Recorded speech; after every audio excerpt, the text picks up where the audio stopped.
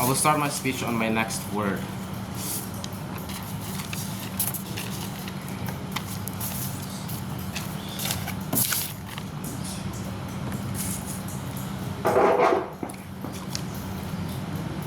Panel, the whole of Proposition's case basically says that equality doesn't matter because of the biological differences that exist at its core. We have to understand this is the exact problem that the feminist movement for a whole century have been trying to prevent, have been trying to fix by making a society that is fundamentally more equal between men and women. Their whole case is unjustified, and for this reason, this is why you must oppose.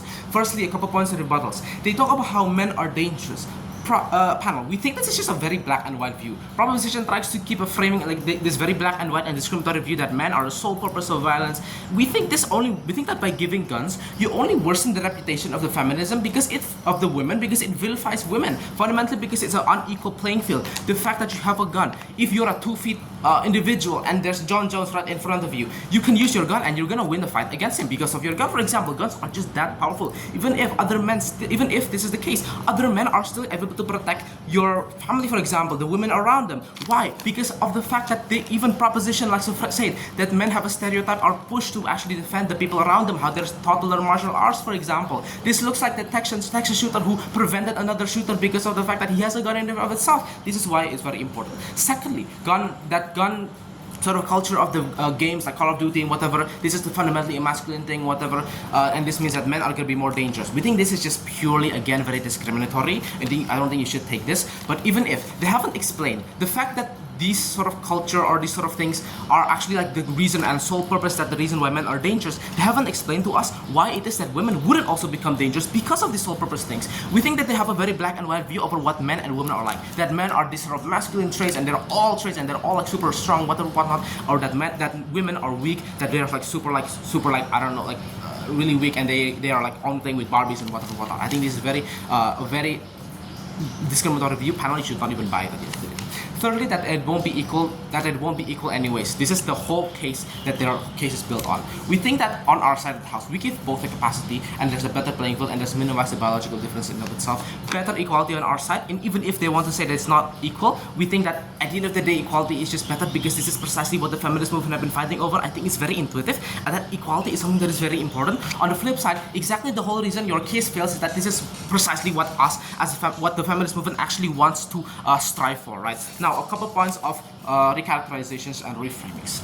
Firstly, we think that the world has had feminism gone into the third wave, i.e. developed nations. This looks like that people actually know the gender equality. This looks like multicultural feminism, where women don't have to become this sort of masculine traits and whatnot to actually opt into being a feminist themselves, just a categorization. And why is this important? We look at the second wave feminism, where the women and men are more polarized at the end of the day. Why? Because of the fact that women try to have the same power dynamic as men. This is the problem of having guns. The fact that you are trying to get a more higher power dynamic than men. You only create further polarity. I'll explain more in my arguments later. And this leads towards a double standard among women of different groups and traits. The fact that, oh, you're not this woman who is trying to be as strong as man. You're not trying to get the power dynamic better. You're basically just a woman who is meek. This is what the second wave is trying to tell you. And this creates more polarization of genders, for example. This looks like women trying to forcefully take on masculine traits, trying to have that power dynamic. Why does this happen? What is the problem with guns then? Because of the fact, let's look at civilians themselves. Guns are gotten from people because they want to protect themselves. People use it to actually not go kill people but actually protect themselves. I.e., even men don't get guns just to like shoot people because they see Call of Duty, because they play the games. They actually do it for protecting themselves. The problem with only guns towards women is that you actually push these women to be seen as that vulnerable, that women are that meek, that they are that weak, that they require a crutch, that they require a gun to be able to actually protect themselves. And it's harder to achieve equality this way. We think that this is not true even in that status quo in the reality. Look at the Gulabi gang. They're able to beat up men just with their own broomsticks without the need of guns. Women are not that weak, and they have the capacity to actually make changes without having this sort of gun crutch, whatever example. This pushes polarity. Civilians just like want to feel safety, but the fact that women are the only ones who have the gun in and of itself, this makes it feel like what? That women are seen as like those who have the power to actually kill you, for example. Basically because that guns are just that powerful.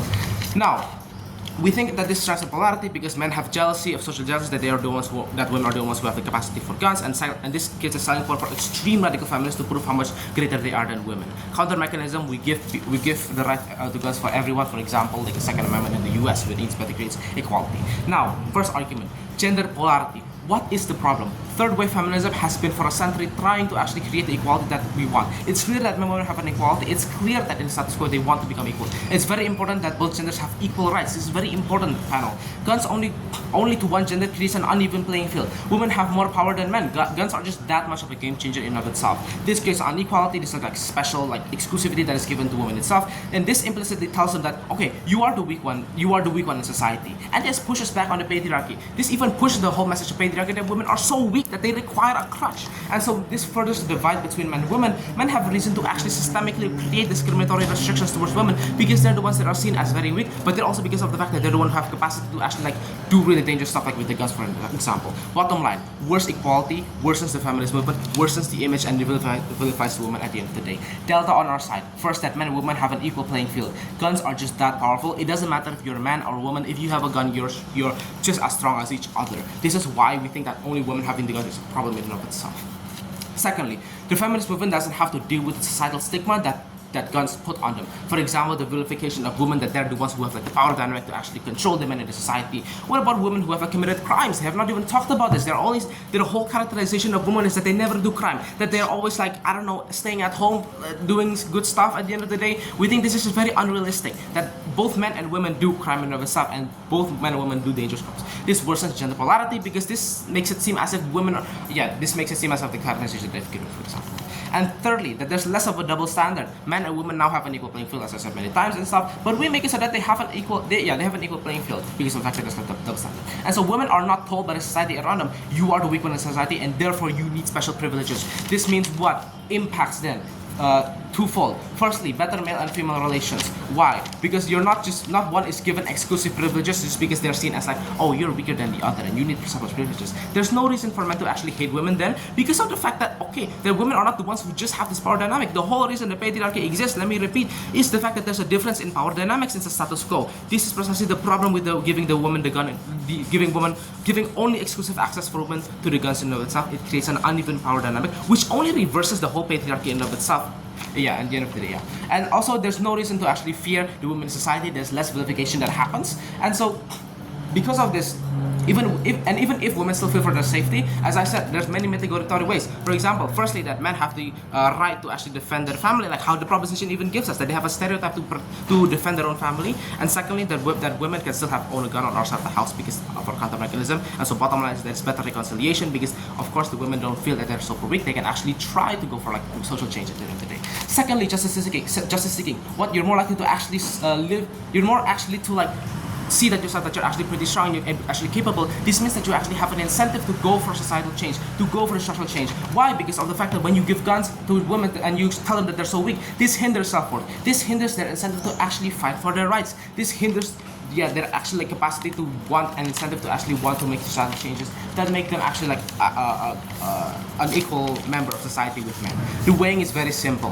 Firstly, on vulnerable actors, we do not tell women you are weak and you require this crutch. We actually tell them that men and women are on equal playing fields, and this is something that actually validates the feminist movement at the end of the day because this is something that they've been trying to progress for over a century. And second, on scale, because we create better relationship at the end of the day, better depth and better equality at the end of the day, and this actually validates the feminist movement. Preemption, if women can protect themselves, I think I've explained that very clearly in my speech, and for that reason, oppose.